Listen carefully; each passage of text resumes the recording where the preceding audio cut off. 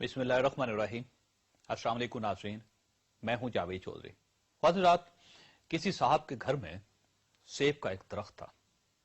वो साहब एसिडिटी के मरीज थे, लिहाजा वो खुद सेब नहीं खा सकते थे, लेकिन वो सेब के उस दरख्त की मोहब्बत में गिरफ्तार थे।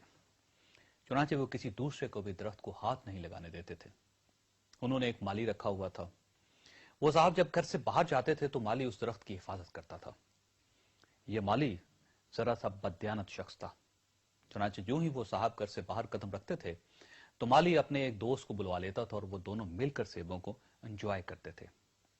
एक दिन दरख्त के मालिक ने माली और उसके दोस्त को रंगे हाथों पकड़ लिया। उसने माली के दोस्त को पकड़ा, जमीन पर गिराया और उसकी छाती पर बैठ गया। माली एक साइड पर खड़ा हो गया और चिल्ला चिल्ला कर अपने मालिक से कहने लगा, सर इसको मारें, इसको और मारें। जो ही आप घर से बाहर कदम रखते थे ये रोज सेब तोड़ने के लिए आ जाता था, मारें और मारें। मालिक मुलजिम को मारता रहा। इस दौरान सेब चोर ने जोर लगाया, मालिक को नीचे गिराया और उसके सीने पर चढ़कर बैठ गया। माली ने अपने चोर दोस्त को जीतते हुए देखा तो उसने फौरन अपना मौका बदल लिया। उसने तालियां बजाई और ऊंची आवाज में बोला, मारो मारो, इसको मारो।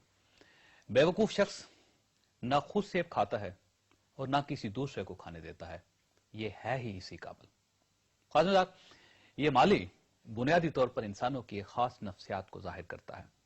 दुनिया में बेशुमार ऐसे लोग मौजूद हैं जो हमेशा जीतने वालों का साथ देते हैं। इन लोगों का फलसफा है, जो जीत गया वही हमारा हीरो है।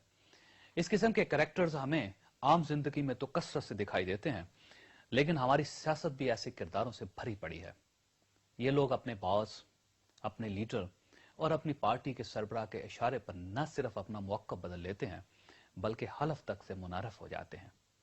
पाकिस्तान में ऐसे ऐसे सियासतदान भी गुजरे हैं जो अपनी जेबों में दो मुतजाद तकरीरें रखकर पार्लियामेंट में जाते थे और दौरान तकरीर अगर उनके बास के चेहरे पर नागवारी के तासुरात उभर आते थे तो वह फौरन ये तकरीर जेब में डालते थे और दूसरी जेब से उससे बिल्कुल उलट तकरीर निकालकर पढ़ना शुरू कर देते थे।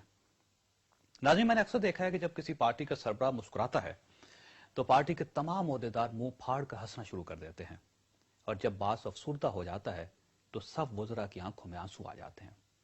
मैंने वजीरों को पार्टी सरबराहों की बच्चियों की गुड़ियों की शादी पर मुबारकबाद देते हुए भी देखा है और उनके कुत्तों की मौत पर आंसू बहाते हुए भी देखा है।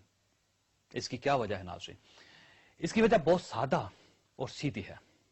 हमारी सियासत से बुनियादी तौर पर ज़मीर और जाती राय खारिज हो चुकी है। हमारे पॉलिटिकल वर्कर्स की अपनी कोई राय नहीं होती।